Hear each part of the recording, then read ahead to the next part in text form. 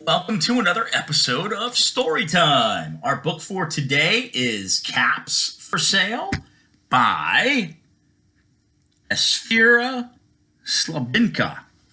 It's an older book, one that was written many, many years ago, but I enjoy it and I think you guys will too. As I talked about before, we're going to answer some questions at the end of the story. Who? Who is a person or an animal?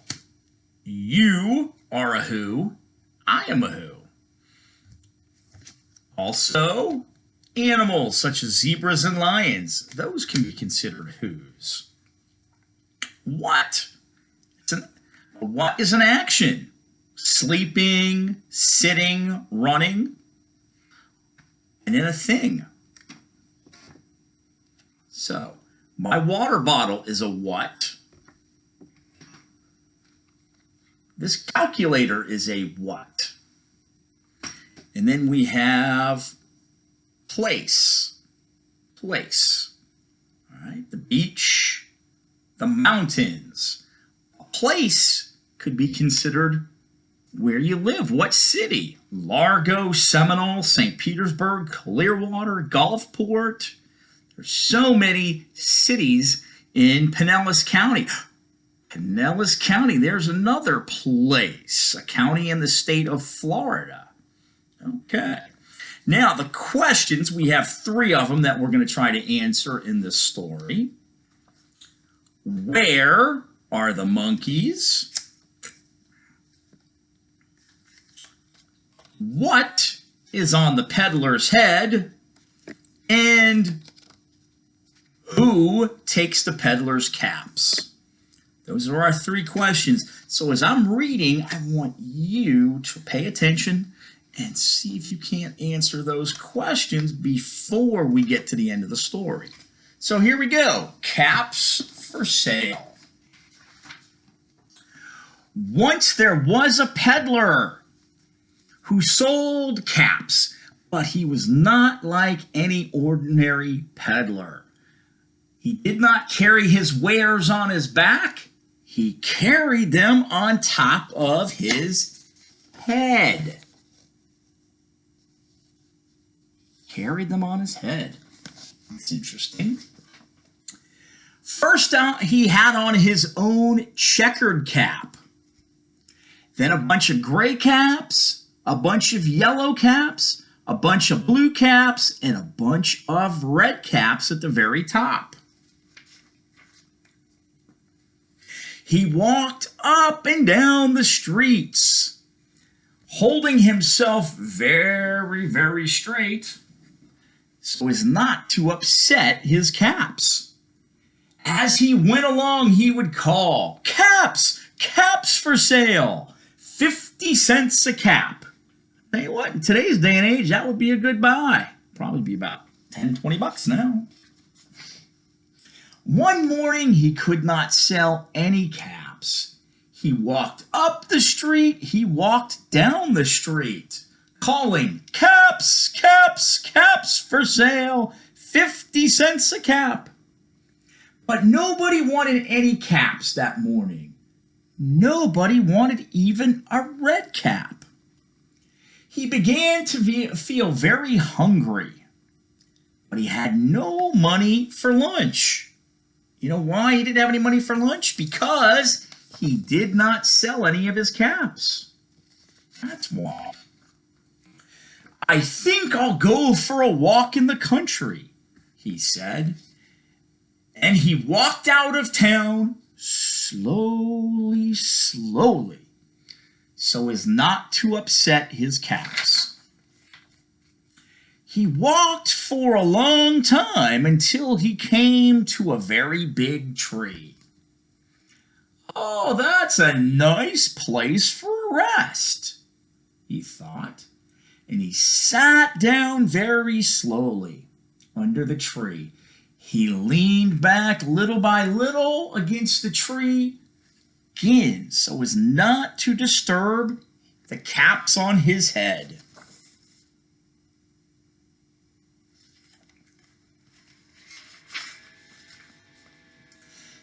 Then he put his hand up to feel if they were straight. First his own checkered cap, then the gray caps, then the brown caps, the blue caps, and the red caps on the very top.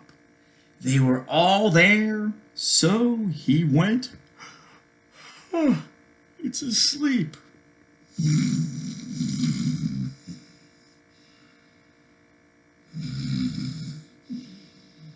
Oh, I'm sorry. I fell asleep on my own. And he slept for a long time.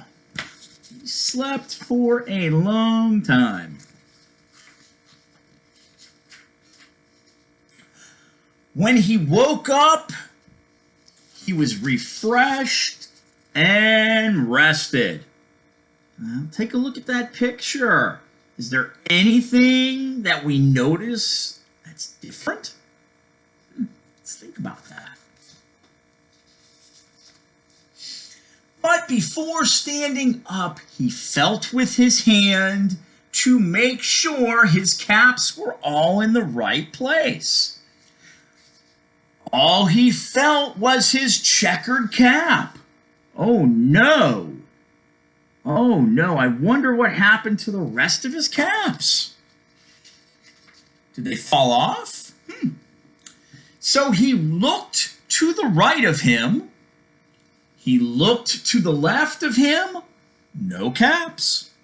He looked in back of him. No caps. He looked behind the tree. No caps. What the heck happened? Where'd those caps go? Then he looked up into the tree, and what do you think he saw? Any guesses? What do you think he might have seen? You know, I'm not sure either. So let's go ahead and turn the page and find out. On every branch sat a monkey. Oh, look at that. And on every monkey was a gray or a brown or a blue or a red cap. Those monkeys took his caps. Shame on them, and he didn't even pay for them. Oh my goodness. The peddler looked at the monkeys, and the monkeys looked at the peddler. He didn't know what to do. Finally, he spoke to them. Wonder what he's going to say. Think he'll ask for him back? Say please, ask nicely? That's what I would do. Would you do that? I hope. You monkeys, you, he said, shaking a finger at them. You give me back my caps. But the monkeys only shook their fingers back at him and said, I wonder what that means in monkey. I'm not sure.